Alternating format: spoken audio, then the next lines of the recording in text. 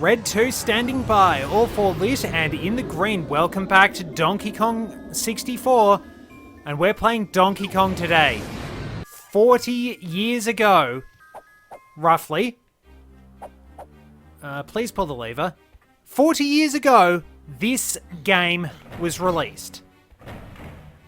I think it was July 2000. It was July or June 2001. I've just gone blank on it. But Donkey Kong Arcade was where it all began. This really kicked things off for Nintendo. They made Hanafuda cards and a number of other things before this. But this was the game that really put them on the map. It was originally going to be a Popeye game, but they wound up having a game with a guy called Jumpman. Ah! Unfortunately, evil stuff like that can happen in this game. I'm probably going to wind up just using a restore point because I'm not very good at this game, if I'm going to be honest. I'm not going to use the restore point to cheat my way through the levels. I'm going to use it to skip the lever pulling cutscene because having to go through that each time is incredibly annoying. Basically, this really set things up. Donkey Kong is 40 years old. By association, Mario is 40 years old too, because Mario is... He started out as Jumpman. His name was changed to Mario because he resembled to Nintendo of America's landlord Mario Segale. So we've got a bit of serendipity to thank for this.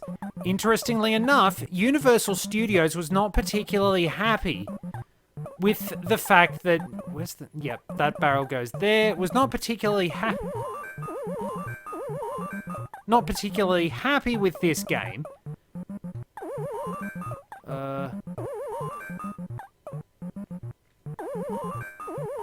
How did I not get hit there?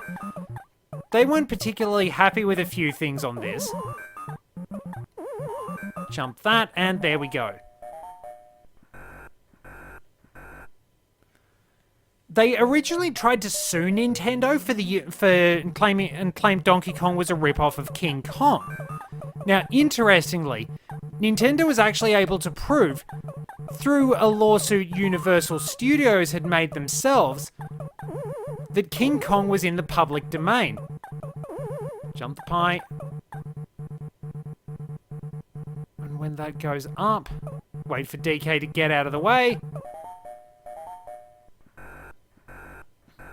And there we are. So, according to popular legend anyway, now you might recognize this from Super Smash Bros.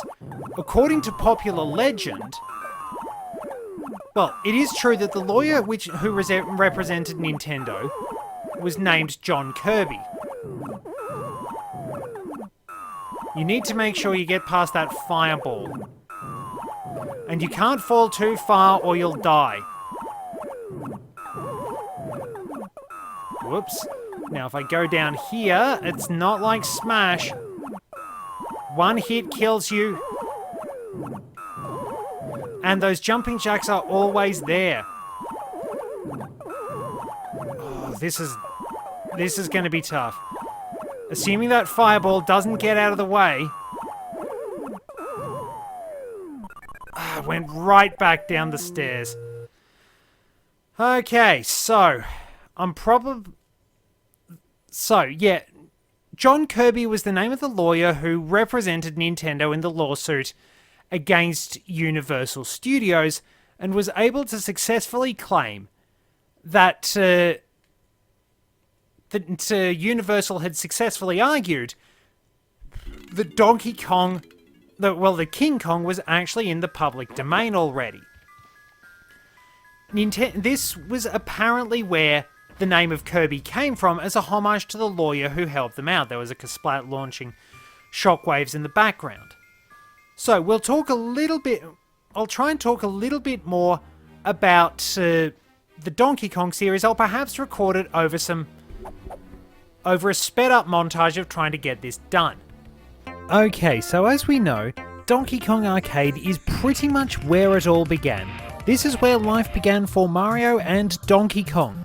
though interestingly, it's generally implied that Cranky Kong is the Donkey Kong from Donkey Kong Arcade. DK is definitely his son, though some sources have mentioned grandson, but it is generally said that Cranky Kong is the DK who mixed it up with Mario in the old days and is always going on about how much better things were in his day. As to whether Donkey Kong is actually Donkey Kong Jr., we don't really know. Donkey Kong Jr. has always been a bit of an odd one. Donkey Kong Jr. was actually the starring character of the second Donkey Kong game, appropriately enough titled Donkey Kong Jr. This was actually the only time Mario has been a villain in the series. You had to rescue Donkey Kong from Mario's clutches. Donkey Kong 3 was even weirder. You were fighting against Donkey Kong again, somewhat indirectly though, as you actually had to clear out a whole selection of bees from greenhouses, and this time they were actually bees, not wasps. That's going to be a bit of a problem for a while between me and future me, but yes. Stanley, the Exterminator, had to destroy the various bugs around the different greenhouses in Donkey Kong 3. Almost like a bit of a shoot-'em-up game with a few platforming elements along the way, and you had different styles of bees you had to destroy across the 3 greenhouses. Kind of interesting gameplay. But that was really pretty much it for the original Donkey Kong series for a while. Donkey Kong Jr. would pop up here and there. Interestingly enough, Jr. would appear in Super Mario Kart, and he was also playable in Mario Tennis, though that seems to be about his last appearance. A little unusual, but then again we do have Donkey and Diddy taking over after Donkey Kong Country. Around the time of Donkey Kong Country though, we also had Donkey Kong from 1994. It's commonly nicknamed Donkey Kong 94 or Donkey Kong Game Boy to differentiate itself from the original arcade game. Donkey Kong 94 actually does start out with the levels of the original Donkey Kong arcade. 25 metres, 50 metres, 75 and 100 metres. 75 metres also appeared as a stage in Super Smash Bros, though the weird jack thingies would only wind up appearing periodically if you heard the intro chime from the arcade game and the giant 2D Donkey Kong moved forward. So Donkey Kong 94 started out like that, but then had 97 more levels, 101 different puzzle levels in all. Donkey Kong 94 is basically a precursor, as it is, to Mario vs. Donkey Kong. You actually have quite a few elements of the Mario vs. Donkey Kong games which first appeared in Donkey Kong 94, such as Mario's handstand jump, the keys you had to move around, and all the different puzzles you had to take on in order to clear the different levels. Actually made it a pretty interesting game all told. There's quite a bit of content to it, a good amount of challenges along the way, really. It's probably worth a try.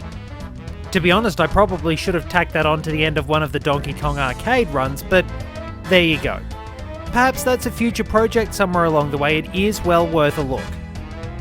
Since then, we have had the Mario vs. Donkey Kong series, which sees Mario collecting the various mini-Marios in puzzle levels inspired by Donkey Kong 94, attempting to take on all the different challenges Donkey Kong has put forth for him. They've been pretty enjoyable from what I've seen. I haven't actually played a lot of them. I've seen some of them being played and they do look like a lot of fun. I'll probably have to try them out someday. We know that Mario had a fantastic career after things kicked off from the original Donkey Kong. We had Mario Bros Arcade, and then Super Mario Bros. Pretty much turned around the home console gaming market after the crash of '83. Donkey Kong went from strength to strength with the Donkey Kong Country games, even if he wasn't playable for most of them, and Donkey Kong 64, but there was one more party in these games. Pauline, originally just known as Lady. Pauline kind of disappeared without a trace. She was referenced for a while in various Nintendo games. I think she might have shown up in one of the Mario vs. Donkey Kong games, but mostly she was kind of a background character. One of those characters, excuse me, that didn't really show up that much. Which was kind of unusual, but she did get a revival for Super Mario Odyssey, which had a lot of homages to the Donkey Kong series in the Metro Kingdom with New Donk City. Pauline is the very popular mayor and an excellent singer, and since then, kind of like Rosalina, her popularity has picked up a fair bit and she's shown up in ensemble cast games, which is fair enough really, because the series doesn't have a huge amount of female characters in it along the way, at least not major ones. So seeing somebody who was actually there for the beginning of the Mario series and the Donkey Kong series, it's worth noting, was a pretty good choice as far as I'm concerned.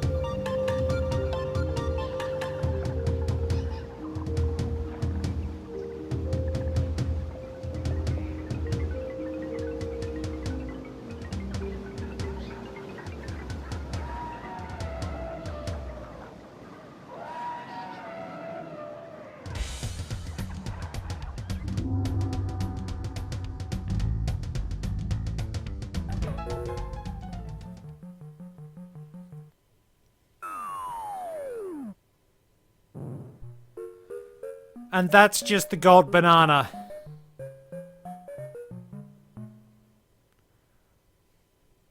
Alright, look. I've proved I can do it.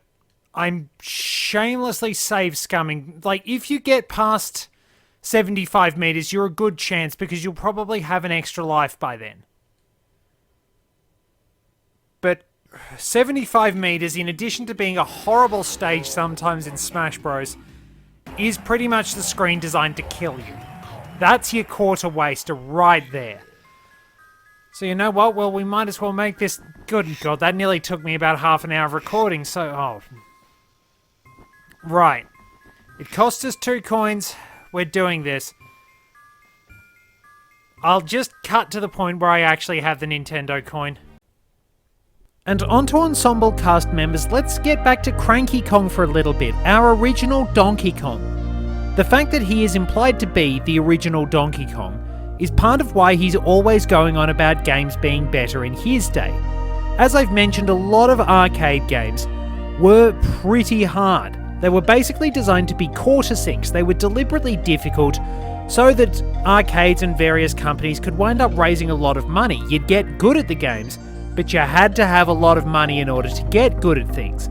And some of them probably weren't necessarily true tests of skills, rather sort of a lot of unfair traps that you had to watch out for. But of course, that's all subjective.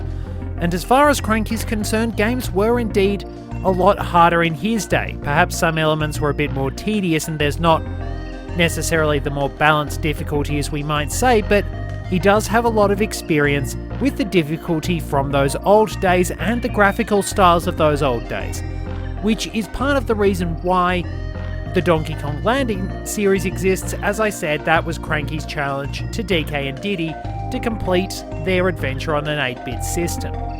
Interestingly enough, that game is referenced in the manual for this.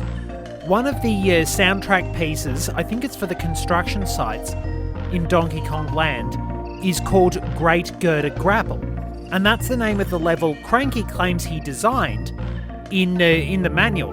He mentions that he even drew a fancy picture, so he's probably paying homage to Donkey Kong Land and all those games of his heyday, especially his debut in Donkey Kong Arcade, because Mario was originally a construction worker or a carpenter of some kind, as far as I can remember. It was only later that he actually wound up becoming a plumber, and he was originally said to be from Brooklyn.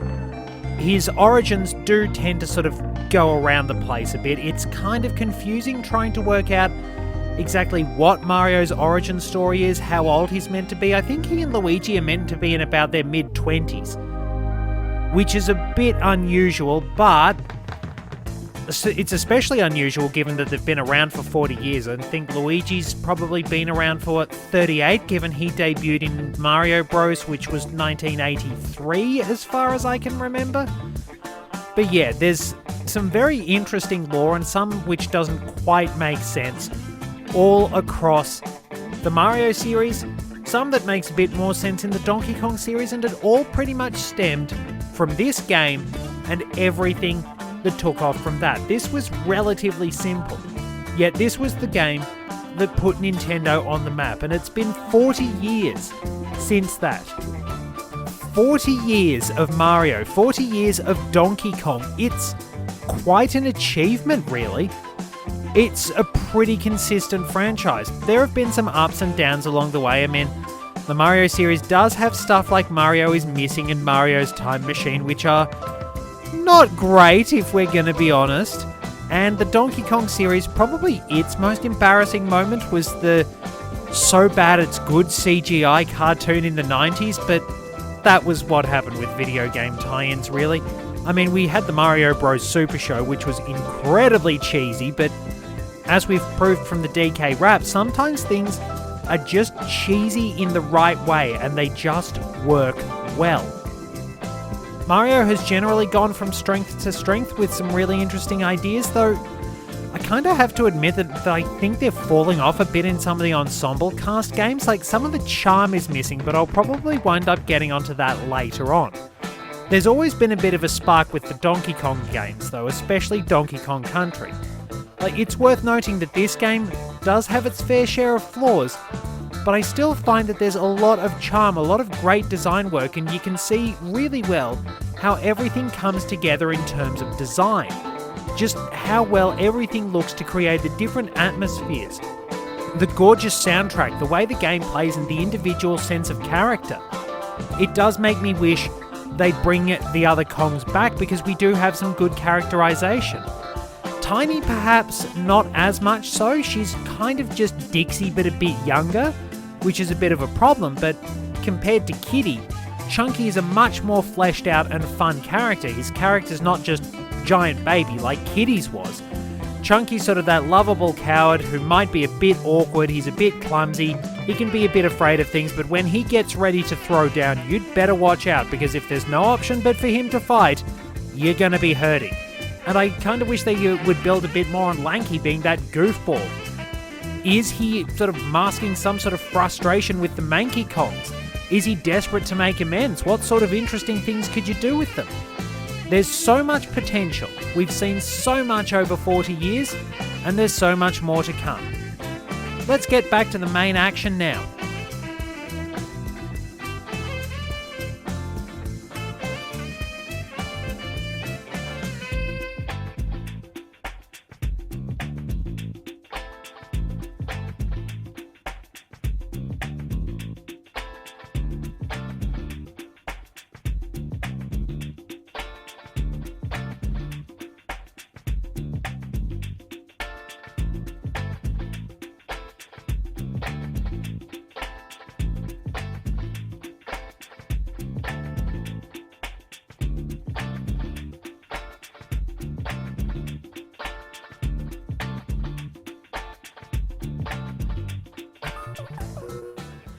And we did it honestly on top of that.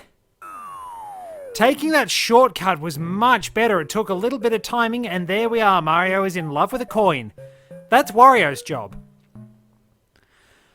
But, oh boy, we can probably make this, probably wind up making this its own episode in a sense, almost. But, you know what, we'll add on a little bit of extra content, because it's popping about 15 minutes more, let's say.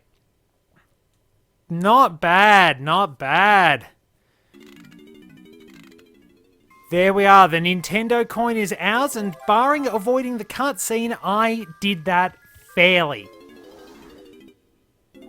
That's the only thing I wanted to abuse save states for. Avoiding that annoying cutscene. Just takes up too much time. Anyway. So I've probably provided a bit of information about the original Donkey Kong and things like that. At least I hope I've added that in. I'll probably record it and probably be recording a bit, but we've got a banana for Chunky anyway, but we do have to go through a different path to get to the rest of the factory. Welcome to bonus stage. Now, Snatch is the only one of its kind in the game.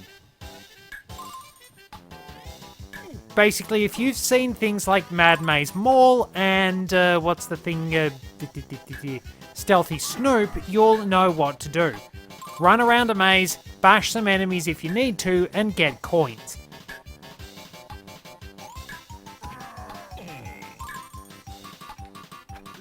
We do have unlimited ammo. But I don't think we can take out the zingers. Not that I'm going to waste my time doing that.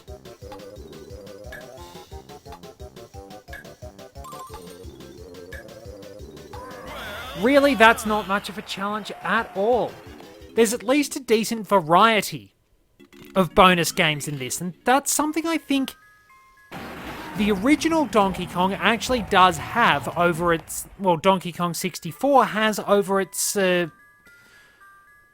the games which came after it. It actually has a much, much better variety of little bonus areas. You can do all sorts of different things. There are some areas where you'll just wind up grabbing a different... Where's the take barrel? No, we'll stick with Chunky. There are areas where you'll just grab bananas. There are areas where you'll just wind up sort of shooting through barrel cannons. You might have to jump on a few enemies in order to try and get certain rewards and things like that. Pick where it goes in a barrel. Probably going to need Tiny, actually. Boss door in here? Nope. So it looks like I've got to walk back and we'll grab Tiny. But yeah, there was a lot more variety involved. There's usually about 3 or 4 different ones in the later games, which is kind of sad. It's like, kill all the bad guys, find the token, collect the stars, or collect a certain number of green bananas. And that's a bit disappointing, really, because the variety in the original one and the fact that you didn't have to find them all. I mean, it sort of paid to, but there was no obligation to find them all. You didn't necessarily have to do it to get the best ending and things like that. You just had to get it. You just had to find them. You didn't have to worry about completing them. And that was actually pretty neat. At least I thought it was. Alright, Chunky. Yep, Chunky bananas. So we're at Snite's hideout. DK doesn't have his Kasplat. Why did I do that?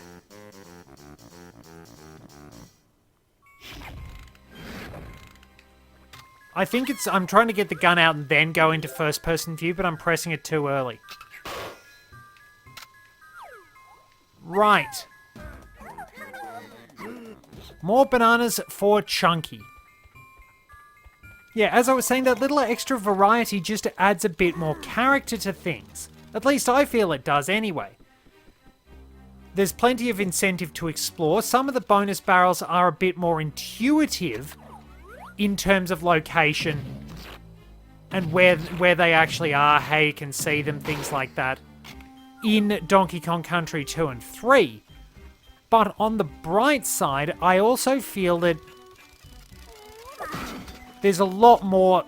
There is that extra creativity in the first one, having those well-hidden areas that just give you a bit of a reward for finding them, rather than sort of worrying about being... get everything in order to get the best ending stuff, you know?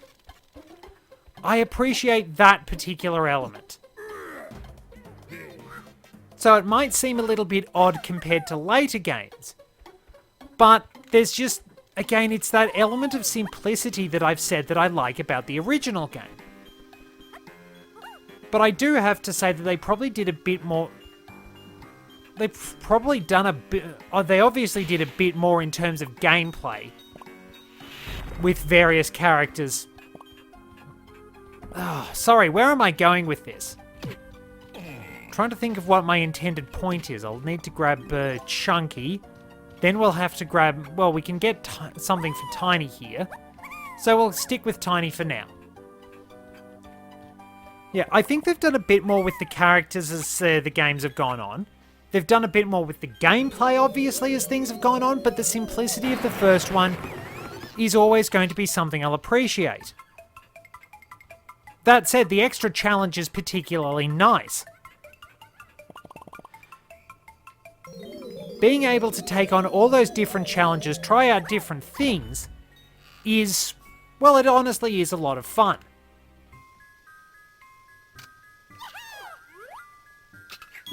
Alrighty, so we need to hit the target very carefully. That went faster than I thought.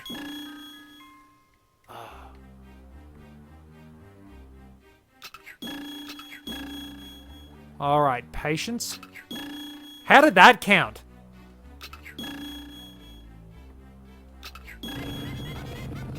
Okay, for once I've actually proved I'm not a terrible shot. I'll have to hand in my honours degree from Stormtrooper School. Yeah. So, well, they've done a lot with the different gameplay styles, but okay, there's the other banana fairy. I do wish they had a bit more variety in certain things. Because even in the Returns and Tropical Freeze, there are certain specific objectives you have to do. There's not as much variety in the bonus areas, which is honestly a bit sad. It's sort of like it's like, we're going to make them relatively easy to find as such, but you have to beat these challenges to beat the game. Then you've got things like, well, you're going to... In the first game, it's basically just... There we go. You're going to need this just to get a bit of a boost. You might need one of the Kong letters somewhere along the way, but it's not as much of a problem. It's... like, there are more requirements for them as the games go on.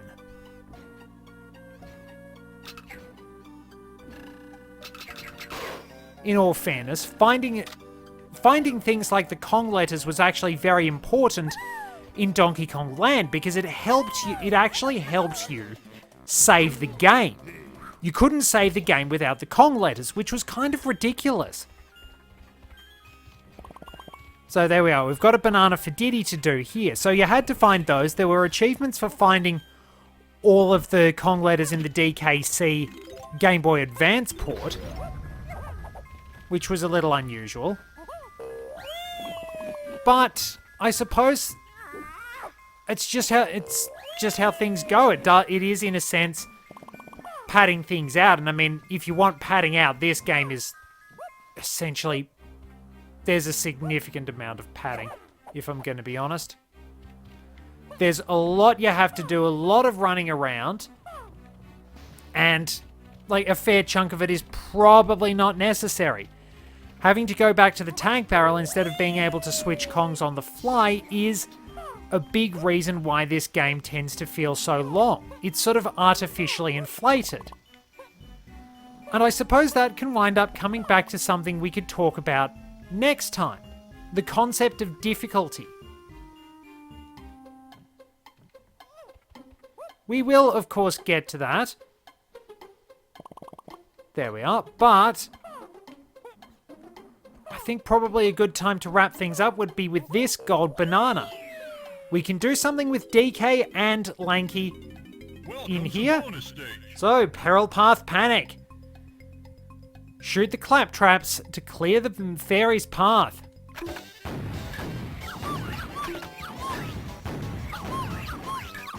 Basically, bruise some animals so that banana fairies don't get eaten.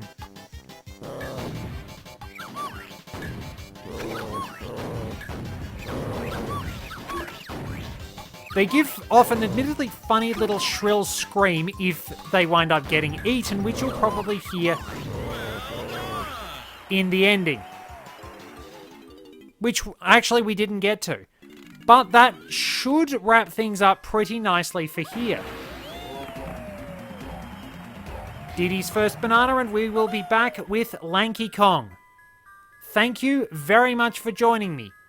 Until next time, this is Red 2, returning to base.